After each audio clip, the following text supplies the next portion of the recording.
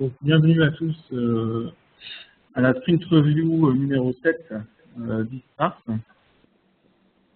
Donc pour commencer, je vais juste faire un petit rappel de date. Donc on en est à la au sprint 7, qui s'est déroulé du 21 avril à aujourd'hui, au 5 juin. Et les dates qu'on se propose pour le prochain sprint, ce sera le 10, donc on commencera le 10 la semaine prochaine, et puis on terminera le 27. Un sprint un peu plus court que celui-ci, qui sera consacré aux UKB, donc les bases utilisateurs, les bases de connaissances utilisateurs. Et donc on essaiera on traitera donc les cas de l'université de Lorraine et puis de Lorraine 1 avec Thierry. Donc on va faire le produit minimal viable en ce qui concerne les UKB pour essayer de débroussailler le terrain parce que potentiellement ça peut être compliqué, ça peut être un peu compliqué, donc on va essayer de bien débroussailler le terrain pour obtenir quelque chose d'exploitable. Donc est-ce que ces dates vous conviennent? Oh, a priori oui.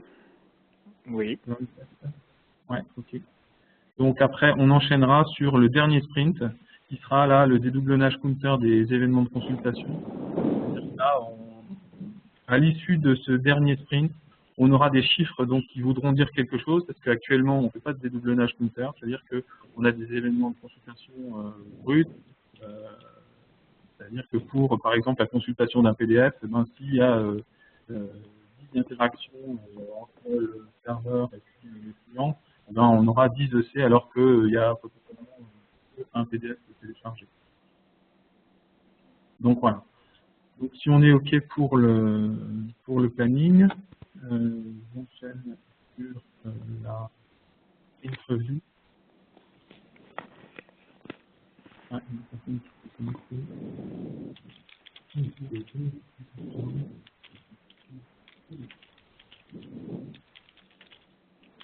Nous entendons encore pas. Ouais.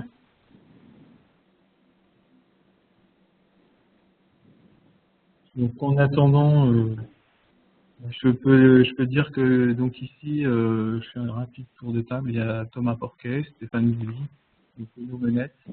On a des stagiaires, donc il y a Willy Lenormand, stagiaire ici, Philippe Schaeffer,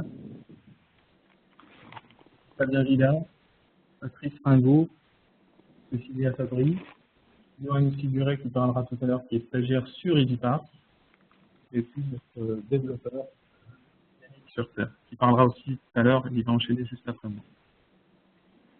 Et donc moi, Denis Touchenet. Pierre et Henri. Je ne sais pas s'ils nous entendent, ou ils nous voient peut-être seulement.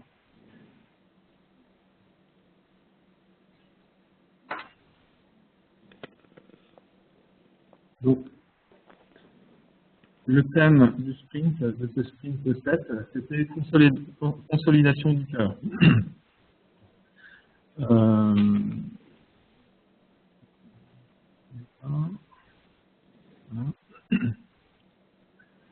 Donc, ça consistait à rendre accessible de nouveaux paramètres. Donc, au cours du sprint précédent, consolidation des reconnaissances de plateforme, on s'était aperçu qu'on avait besoin d'éléments supplémentaires au niveau des traces, au niveau du paramétrage de ce que retournait ISPARS pour pouvoir mieux gérer les parseurs et puis savoir ce qui se passe au niveau du ISPARS. Et donc, tous ces paramètres, là, on les a implémentés au niveau du formulaire. Et on s'est aussi aperçu qu'il fallait mieux caractériser les éléments de consultation, en particulier pour ne pas multiplier en fait les types. Là, on gère ça maintenant avec des combinaisons. C'est mieux gérer.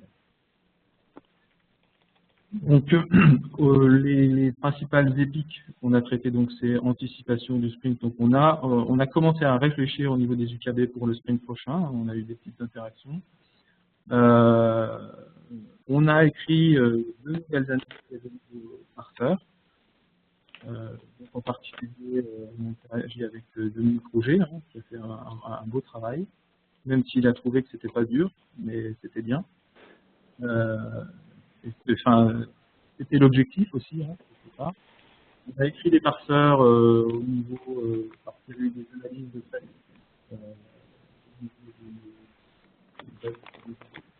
On a fait des tests de performance, on a refondu le formulaire, on a stabilisé le noyau, et puis donc on a mis des traces au niveau des résultats du formulaire. Donc on va détailler tout ça pour la sprint review. Donc la sprint review, elle va être découpée en deux grosses parties. Une partie, c'est Yannick qui va parler plutôt du fond, sur des nouveaux parseurs, etc. Et puis la réorganisation du code au niveau de la stabilisation du noyau. Et puis la deuxième partie, ça sera un peu plus fun, parce que c'est le formulaire, donc c'est beaucoup plus visuel.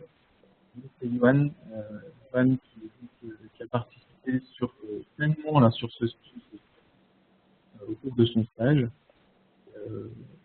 qui termine le stage. Je peux dire que ça s'est bien passé. Il a bien contribué à l'équipe.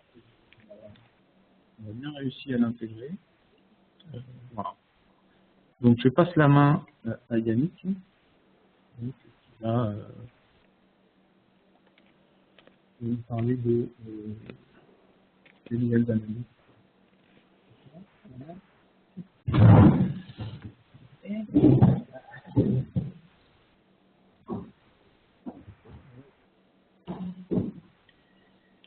Alors, donc, je vais vous parler de ce qui a été fait sur EasyParse et qui n'est pas forcément visible, donc, comme a dit Dominique.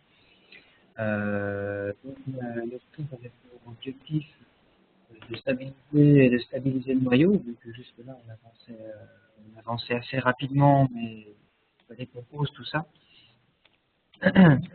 Donc la première chose, c'est qu'on a de nouveaux parseurs, dont un qui a été écrit entièrement par Dominique Rouget, analyse plus écriture du parseur. Donc on est assez content. C'est notre premier utilisateur externe à écrire un parseur. Donc ce qui nous fait qu'on arrive à 11. Donc on commence à avoir une liste assez étoffée. Donc du coup, on a 4 nouveaux parseurs qui ont été rajoutés pendant ce sprint, à savoir les Milan Extenso, LexiNexis et BMC. Donc voilà pour les nouveaux parseurs. Donc nous avons un nouveau test de gros volume. Donc à savoir, c'est un test qui nous permet de vérifier qu'EasyParse se comporte correctement sur des durées de traitement, des sessions assez longues. Donc c'est un test qui n'est pas fait en général, il est fait, étant donné que ça prend pas mal de temps. Oui, je pense que ça suffit.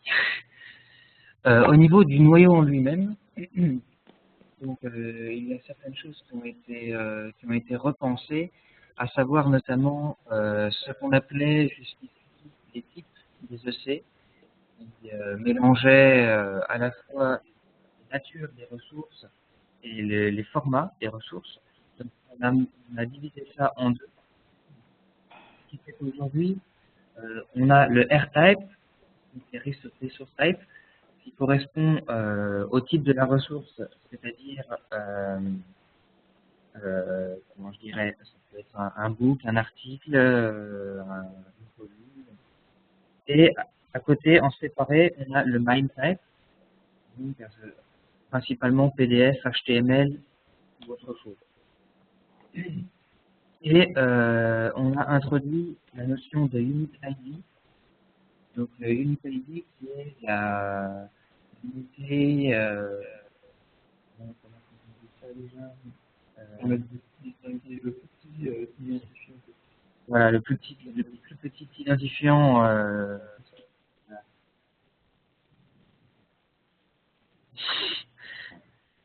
Oui, de façon plus. Oui.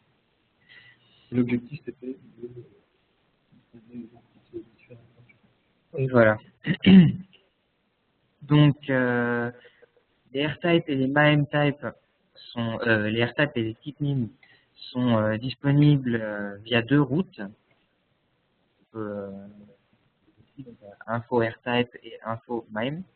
Donc, comment il n'y en a pas, au niveau des MIME-type, il n'y en a pas beaucoup, hein, ce qui est normal. Est-ce que j'ai besoin d'aller plus en détail là-dedans? Je pense pas.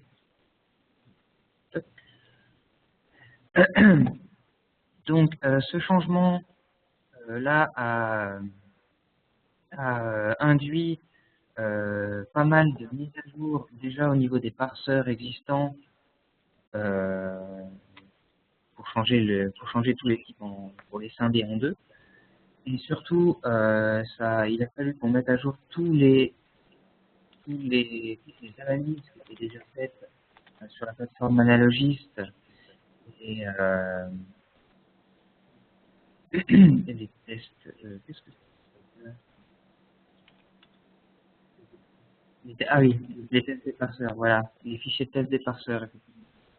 Donc, étant donné que les parseurs renvoient quelque chose de différent, il a fallu les mettre à jour. Et donc ici, on a également dans notre tableau sur Analogist qui listait jusque-là, assez énorme, qui listait les types de ressources qui étaient j'ai vraiment du mal. Nous avons scindé le tableau en 3 parties. Voilà, on a scindé le tableau en 3 parties. Il le rend plus. Voilà, donc avant on avait un tableau qui était un conglomérat de tout ce qui le type en lui-même regroupait plusieurs choses. Maintenant on a 3 tableaux différents où le parseur peut renvoyer certains identifiants, certains types de ressources et certains formats de ressources. Voilà.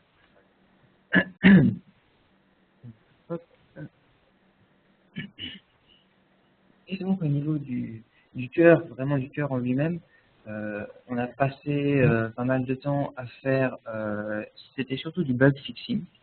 Donc il fallait qu'on stabilise le noyau de façon à éviter les plantages lors d'une véritable mise en production, quoi. Notamment un vraiment de choses, je peux pas vraiment entrer dans le détail, c'est des choses qui sont pas visibles. Donc, C'est dans la gestion du code, suite à la passage de node qui existe la dernière. Ouais, effectivement.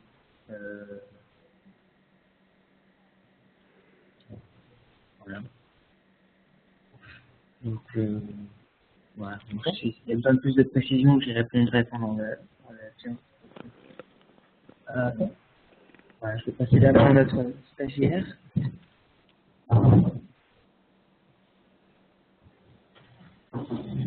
Alors, bonjour. Donc, je prends maintenant pour présenter notre formulaire V2.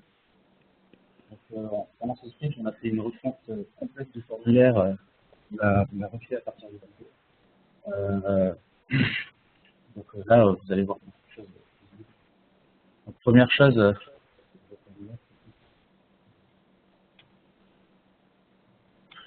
voilà. Donc, première chose, donc il est aussi disponible sur Analogist.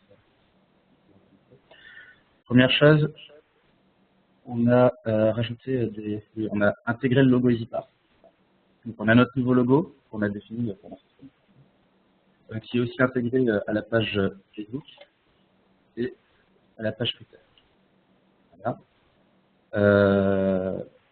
On a aussi donc une bannière spéciale avec notre contact, donc le site avec le mail Analogist, le lien vers la documentation, le lien vers Facebook, Twitter et Google+. Voilà, donc maintenant je vais vraiment partir sur le formulaire en lui-même. Donc avant traitement, on a avec deux parties distinctes. Donc, la partie pour récupérer ces fichiers, qui nous permet en fait d'aller chercher dans ce fichier un méthode classique. Ça gère par contre le multifichier, qui est important à noter. Je vais vous le montrer après. Et qui gère bien sûr toujours les fichiers compressés. On a aussi encore l'option de pour régler ce qui est posé dans ce event. Voilà. Et on a une autre seconde partie, donc les options avancées, qui ont été revues par rapport à la version précédente. On a le choix du type de log, donc en automatique, reconnaissance automatique du type de log selon le proxy.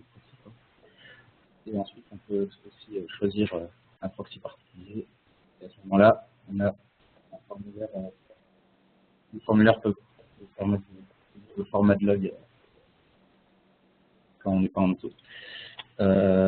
Toujours le format choix, donc et pour encore dans les options avancées, donc les traces système, donc la verbosité en fait du retour des retours par défaut en info et des champs en sortie, pas dans le fichier de résultat. Donc maintenant je vais vous faire un exemple de traitement.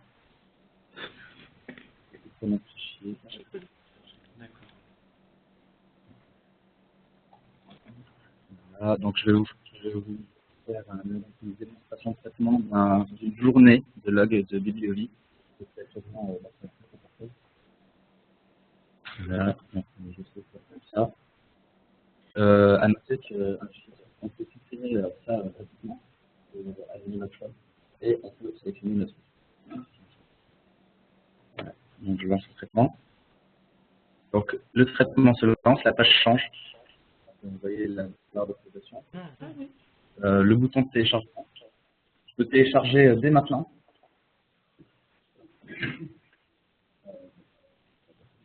Voilà, je peux le télécharger dès maintenant. Ça n'empêche pas le traitement continue, donc il est là. Hein. Ça se fait en même temps. Pas de problème. Donc pendant le téléchargement, on a accès à des stats dynamiquement. Donc les lignes qui sont traitées, les EC générés au niveau des plateformes qu'on a retenues pour l'instant, le nombre de PDF, de fichiers HTML, de fichiers, enfin, on a le nombre de. Alors, là, je peux voir que pour l'instant, j'ai reconnu 385 PDF dans les consultations. Le taux de filtrage, donc le nombre de lignes qu'on a réussi, qu'on n'a pas pu analyser pour une histoire de domaine non reconnu actuellement, ou alors des lignes pas intéressantes. La durée du traitement et la vitesse du traitement. Donc là, c'est pas très rapide parce que c'est analogique. En local, ça va beaucoup plus vite, ça va presque 3 fois plus vite. Ça dépend de la machine, mais en général, ça va plus vite. Là, c'est vraiment via Internet, donc on envoie un fichier. Et ensuite, donc, un descriptif exact des lignes de log qui ont été ignorées. Donc, pour quelles raisons? Donc ça, c'est les lignes qui sont ignorées tout simplement parce que on a décidé d'ignorer ces domaines. C'est des domaines du genre Google, du PNG. Ah non, Google, c'est ça plutôt.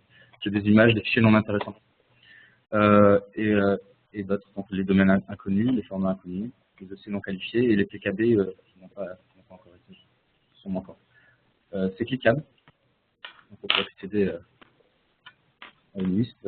Bon, c'est pour les utilisateurs avancés, mais ça permet à l'utilisateur d'aller voir ce qui ne va pas. Voilà. Donc, par exemple, si je vais dans un domaine inconnu, je peux voir toutes les plateformes qui sont inconnues. Voilà. Donc là, par exemple, j'ai du wanadoo.fr. Voilà. Donc le téléchargement n'est pas sur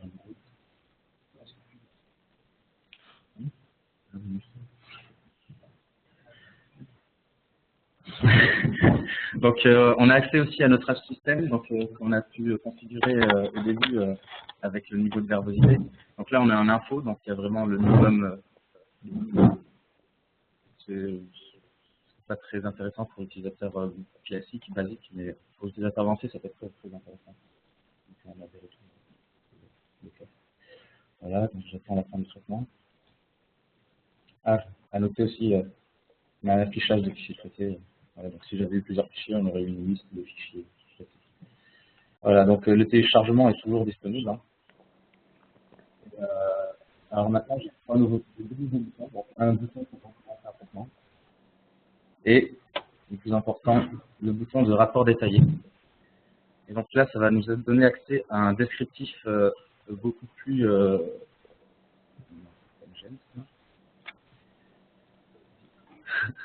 Alors, un descriptif beaucoup plus détaillé de l'exécution. Donc avec trois parties, général, rejet et stat. Donc général, c'est à peu près ce qui a été affiché avant, pendant le traitement, avec quelques plus, donc l'idée, le job ID, la date du traitement, et si le traitement est fini ou pas. Un lien vers le téléchargement, donc je reviendrai après. Un autre lien vers les traces, donc la même chose qu'avant.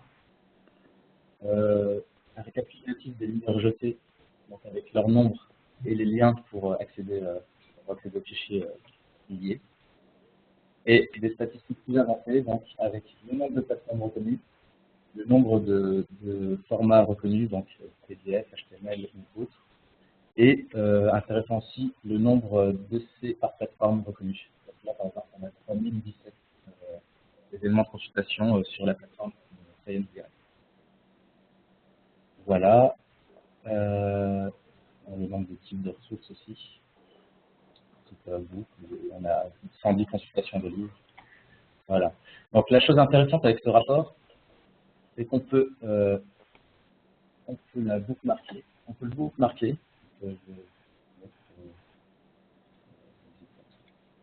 Voilà. Et chose intéressante, je peux fermer tout le traitement.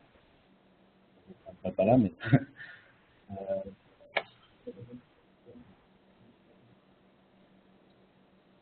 voilà. Et je peux réaccéder à mon rapport à tout moment, après traitement, 2 jours après. Comment on l'a configuré la page. Vous y accéder un petit peu après, sans problème. Et cliquer sur mon lien de téléchargement et de nouveau télécharger mon fichier. Donc,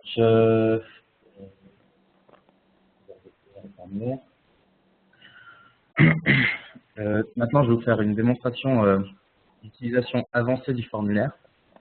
Donc, avec le choix d'une plateforme et d'un format de donc, pour cela, je vais chercher les logs en question. Donc, des logs de l'UL, de 1000 lignes de logs, exactement. Voilà. Est-ce que j'ai ouvert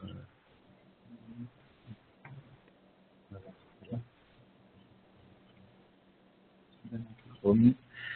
Il n'y en a pas.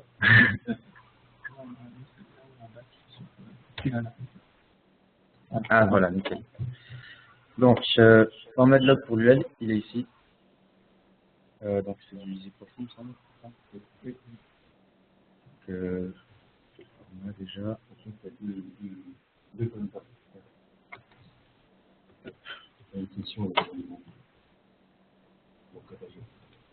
Voilà.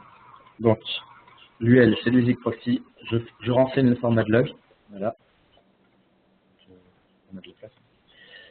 De façon, c'est extensible si vous avez plus de visibilité. Voilà. Et je vais aussi choisir les champs que je veux avoir en sortie. Dans ce cas-là, on va récupérer host, domaine, plateforme, groupe, ISSN linéaire, c'est-à-dire le minimum. C'est pas par défaut, on renvoie tous les champs. Sélectionner exactement les champs qu'on veut. Voilà. Donc maintenant, je vais commencer mon traitement. Et allez vite. Et je télécharge. Voilà. Et donc maintenant, je vais vous montrer le fichier en sortie. Et voilà, on a bien les champs qu'on souhaitait. Et tout a été traité, c'est complet, et c'est exploitable. Voilà, donc je pense que c'est tout. Donc je rappelle, donc sur EasyParse, maintenant on est capable de récupérer à la fois un fichier complété, des fichiers non complétés. C'est pour ça que l'option de complétion des fichiers avancés a disparu dans les options avancées, vu que ça n'a plus les lettres, on peut faire les deux en même temps. On peut mélanger les deux, ça fonctionne. Bon, toujours le même problème, on peut pas récupérer à la fois du EasyParse et du Apache, c'est un peu normal. Et quoi, ce qu'il y a d'autre? Ah, oui, le multifichier. Donc oui, c'est-à-dire qu'on peut récupérer plusieurs fichiers à la fois et les envoyer tous en même temps. Parce que dans certains cas, les logs des profils sont gérés par log rotate pour éviter d'augmenter à l'infini. Et donc on peut avoir n fichiers dans un répertoire qui sont chronologiquement, on va dire, à la suite. Pour chaque jour, par exemple, c'est ça, pour chaque jour. Voilà. Et donc l'idée c'est de pouvoir injecter 50 fichiers d'un coup, Ouais. aussi, Oui, voilà. et sans avoir à faire 50 clics. Oui, c'est-à-dire qu'on va dans notre dossier, on fait un CTRL A, entrée, et on a tout. Là, par exemple, on a un rapport d'exécution d'une semaine de log de bibliovie, donc voilà. Une semaine, hein, c'est-à-dire 5 jours. Ça a duré 3 minutes 52 seulement. Là, c'est peut-être pas celui-là. Ouais, c'est assez longtemps. C'est mal bookmarké.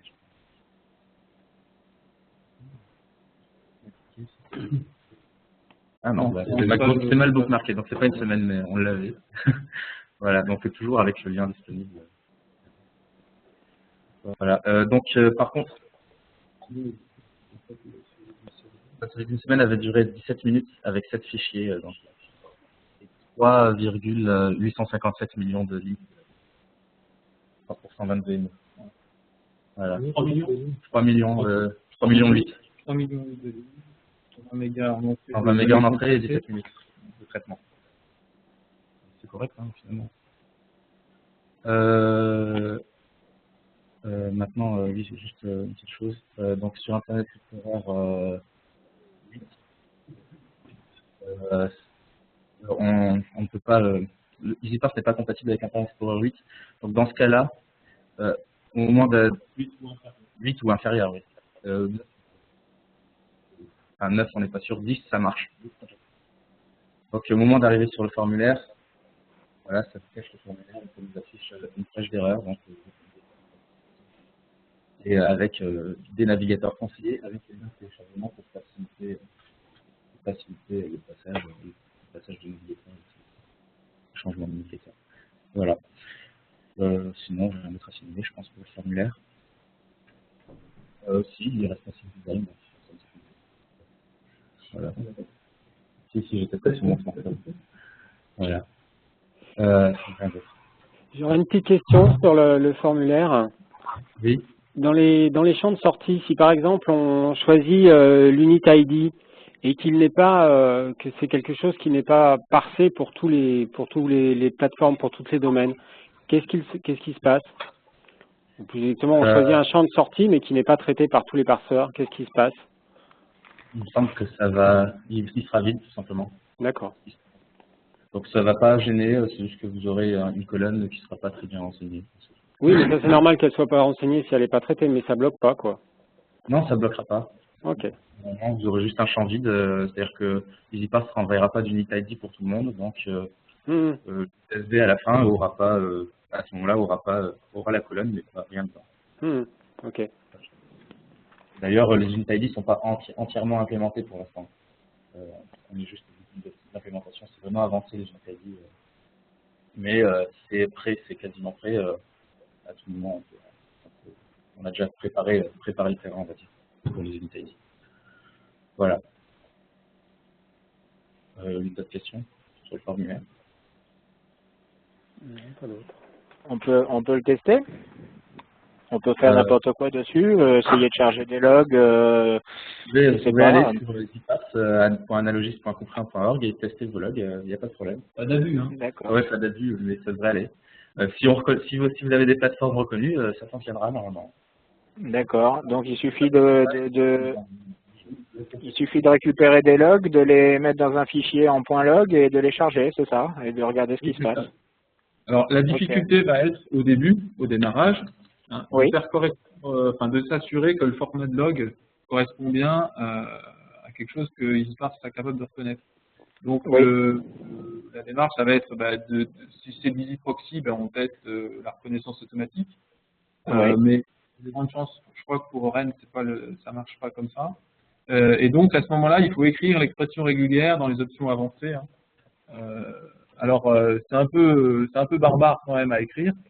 Ouais, j'ai vu que le format de log spécifique de l'UL, effectivement, il me semblait avoir une syntaxe un peu complexe, quoi, effectivement. Voilà, un peu barbare. Bon, sauf que on utilise le copier-coller, quoi. Une fois qu'on a réussi à le trouver, il suffit de copier-coller et puis ça marche.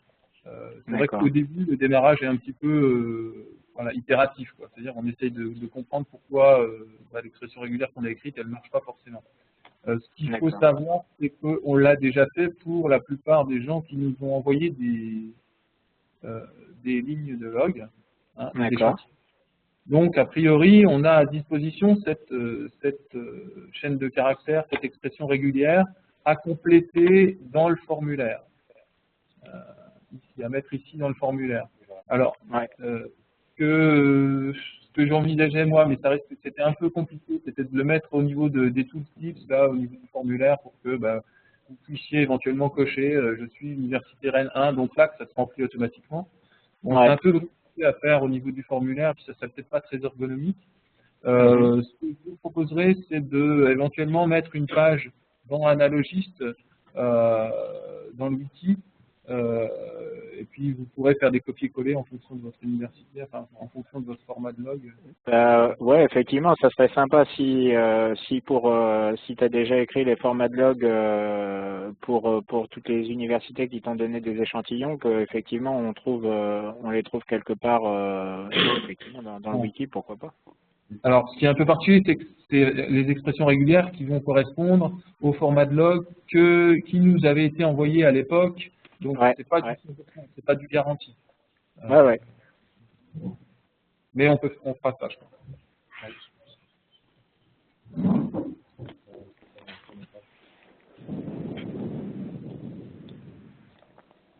Donc, il y a d'autres questions?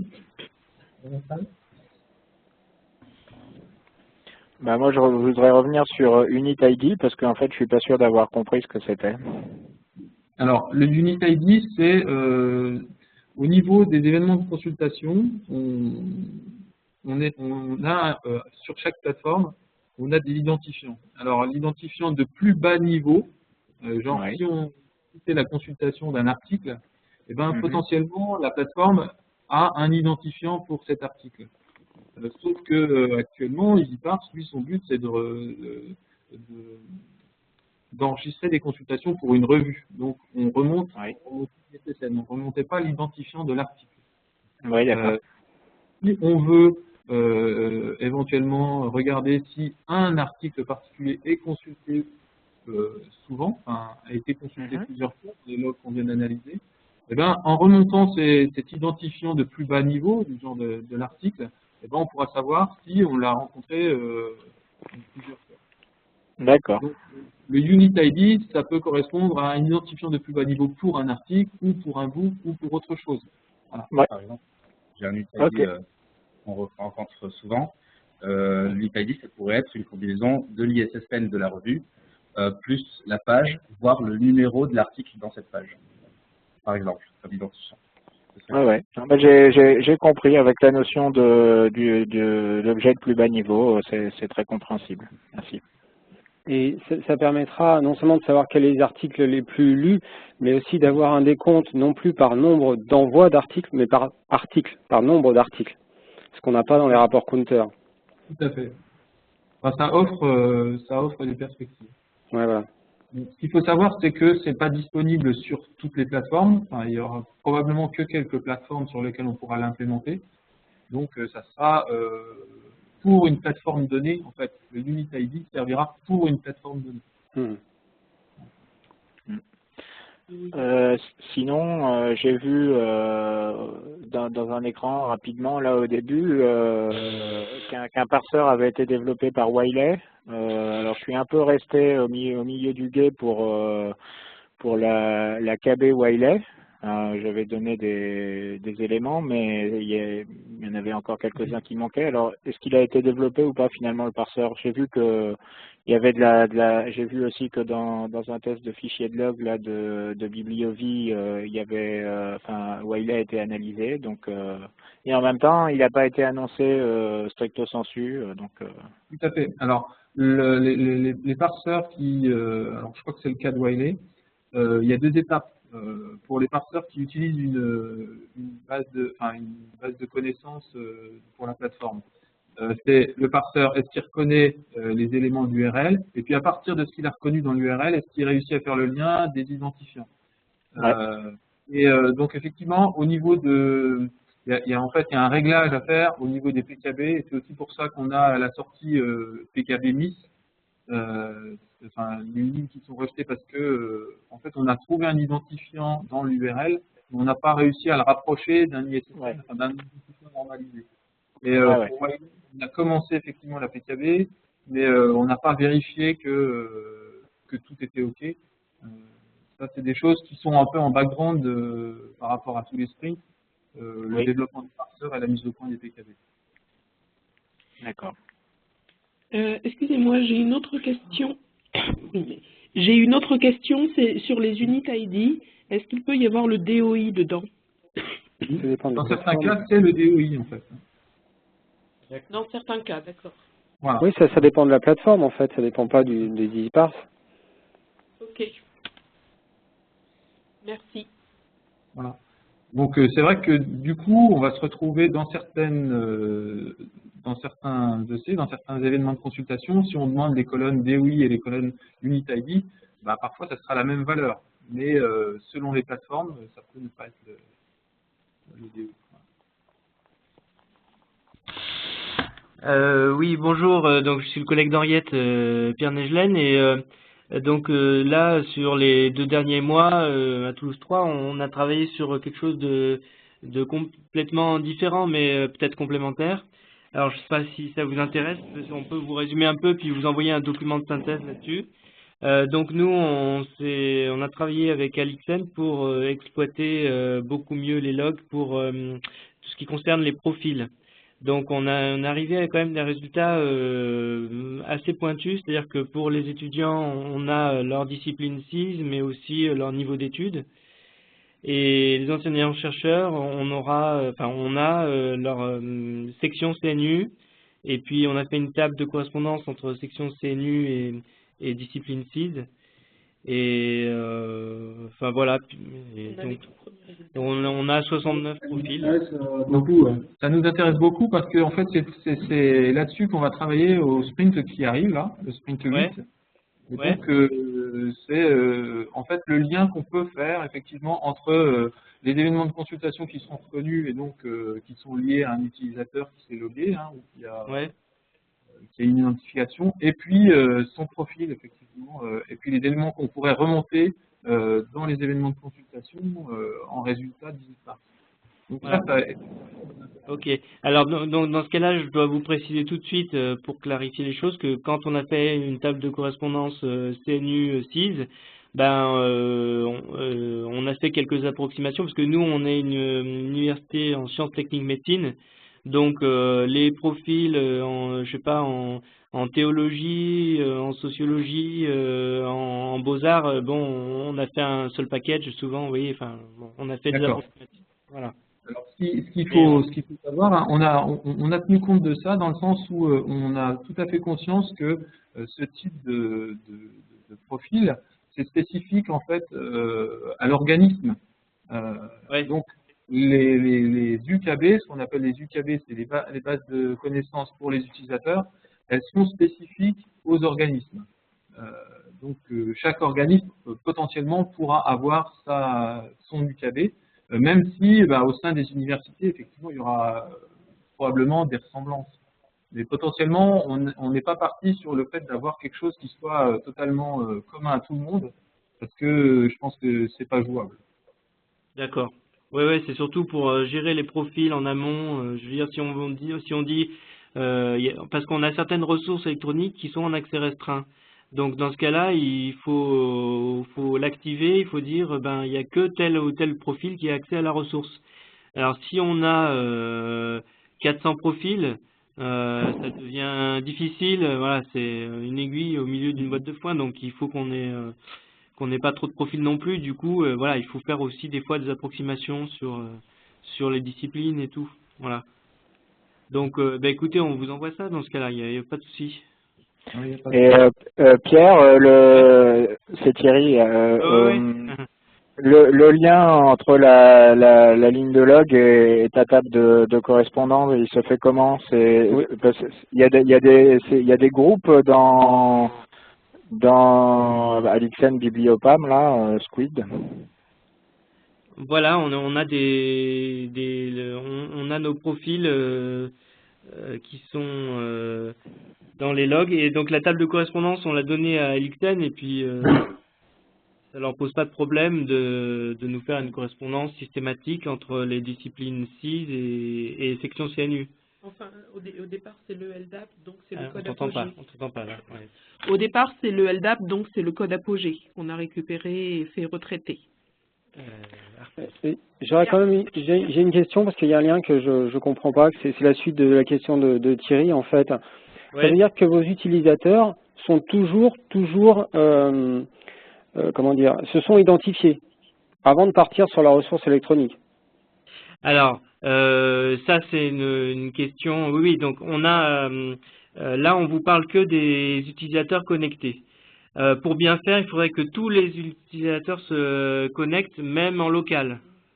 Ouais. Que sinon vous pas avez. le cas parce que là, ça arrive de râler. Enfin, c'est une. Ouais, non, je comprends bien, mais ça veut dire que votre analyse, elle ne porte que sur. Elle est partielle, d'accord. Voilà, donc. Pas parce qu'il passe via le proxy, évidemment. Ouais. Via le proxy est identifié. Ce qu'ils ont fait à Paris 5, là, vous pourrez contacter Quentin Morellon. C'est-à-dire que pour les accès en local sans authentification, ils forcent quand même les usagers via leur site web à passer par l'URL proxifiée. Et en fait, là, ils analysent IP par IP. Alors, c'est vraiment pas très fin comme analyse. Hein. Ah bah non. Non, c'est pas du tout. On perd les profils. Mais disons que les IP des bâtiments, je sais pas, bâtiments chimie, etc. Donc ça permet d'avoir quelques idées, mais effectivement on perd tous les profils, on sait plus si ce sont des étudiants, des enseignants, etc. quoi. Pierre. Ouais. Et Thomas là. Donc moi je travaille, pour l'instant on est dans les locaux, je suis dans les locaux de Quentin. Ouais, ok. Je travaille un peu sur ce log Bibliopam, et je voulais savoir si c'était possible que vous nous envoyiez la partie Bibliopam de vos logs, parce que ce que vous nous avez fait parvenir il y a quelque temps, c'est les logs Apache. Mais j'ai vu ton mail, mais moi j'ai pas la main pour plus que ça, donc c'est pour ça que j'ai pas, je sais pas comment faire. D'accord. Donc c'est pas que je veux pas, mais c'est donc je pense qu'elle par contre à la limite, on s'écrit, tu me dis quel log tu veux exactement. Ah oui, on l'avait déjà écrit. L'exemple des logs de Paris 5 et tu me diras si c'est possible pour toi de récupérer d'autres choses ou pas. Disons que je pense que je passerai par Alixen, mais ouais, ok. D'accord, merci. Ouais, ça marche, ouais. Qu'est-ce que je voulais rajouter? Notre but aussi, c'est de montrer quelle finesse on peut atteindre dans l'analyse, et de présenter ça au conseil de la doc, et après peut-être de faire changer la politique de l'université pour les connexions. Enfin, on en est encore loin. Ouais. C'est quoi la date de ce conseil de la doc? On en a un premier bientôt. Et puis, on a une personne sur l'UPS qui s'occupe du projet Raptor. Donc, peut-être qu'on va trouver un appui auprès d'elle. D'accord. Ok. Moi, ce que je peux vous dire, donc à part le fait que on est preneur pour vos échantillons, pour les UKV, enfin, pour les infos que vous voulez qu'on manipule, c'est aussi de tester donc Easyparse via Analogist, éventuellement avec vos fichiers de log si vous en avez à disposition, et de nous faire un retour. Alors comme je le disais tout à l'heure à Thierry, on mettra une page Analogist avec des exemples d'expressions régulières dans le cas où ça marche pas automatiquement. Mais on est preneur de retour par rapport aux tests que vous pourriez faire avec vos propres fichiers. Voilà. Donc nous on est sur Bibliopam, ça marcherait quand même. Ça marcherait si vous choisissez le format Apache pour l'instant avec les logs que vous m'avez envoyés. Ok, d'accord. Dans vos logs Apache, par contre, il n'y aura pas les informations de profil. Elles sont que dans la partie Bibliopam même. D'accord. Ouais, il y a un truc que je comprends pas, c'est qu'en fait, les logs dans lesquels il y a les informations de profil, quand on est chez Bibliopam, en fait, Alixen les garde. C'est ça, hein, Pierre, en gros.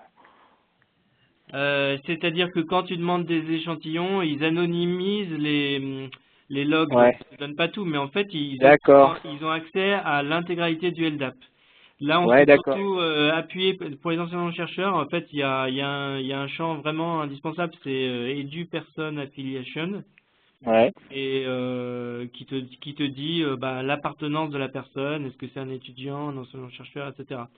Pour les étudiants, il faut voilà, il y a un autre champ, c'est champ CNU, je ne sais plus quel est son nom exact. Et puis les étudiants, on s'est appuyé sur Midcode Étape, ça, hein, ouais. voilà, qui te donne non seulement la discipline, mais le niveau d'études, Bac plus 1, 2, 3, donc voilà. D'accord. Donc c'est pas, il n'y a pas beaucoup de champs à exploiter, mais Alixen a tout à fait la main pour les exploiter, quoi. Ouais, d'accord.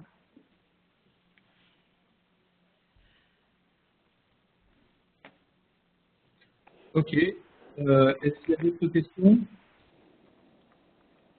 Non, nous ça va. On a surtout besoin de tester en fait, parce que c'est vrai que là, comme ça, c'est en visuel. Tant qu'on n'aura pas testé, on verra pas bien l'outil, quoi. Ouais. Donc on va les tester là. Donc si pas hésiter, donc on est disponible sur les réseaux sociaux, hein, donc que ça soit Twitter, Facebook. On est plus amateurs de Google+, mais vous pouvez utiliser ce que vous voulez. Et donc le formulaire est disponible sur donc l'instance Easyparse qui est sur Analogist. N'hésitez pas vraiment à interagir avec nous, surtout au début, parce que en fait c'est les premières tentatives qui sont demandent des réglages. Une fois qu'on a un fichier de log et puis qu'on sait quel est le format utilisé, là on n'a plus qu'à lancer, c'est relativement facile. Entendu. Voilà.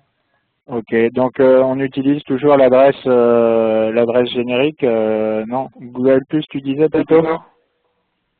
Alors après, c'est ce que vous voulez, hein, on est disponible par mail là aussi. Il y a les liens là de toute façon. Tout est disponible sur le site Analogist, à toutes les informations. Mais l'information très importante, c'est n'hésitez pas du tout à nous contacter pour des raisons qui peuvent sembler même triviales. Ne restez pas bloqué, quoi. Ouais. Ah oui, ça, je manquerai pas de poser des questions triviales. T'inquiète pas Thierry, il n'y a pas que toi, Ok, bon, c'est bon pour moi en tout cas. Merci beaucoup pour le travail effectué. Oui, merci. Hein. Merci. L'incompatibilité de l'IE8, elle est uniquement due au glisser déposé de fichiers. Non, c'est toute la gestion derrière en jQuery. Ouais, Parce que moi j'ai essayé, justement, il y avait cette incompatibilité que j'avais fait avant. J'ai essayé en désignant les fichiers log par le mode statique, par l'explorateur web, etc. Et ça fonctionne très bien. Voilà, mais là en fait actuellement, je vais rentrer un peu dans le technique.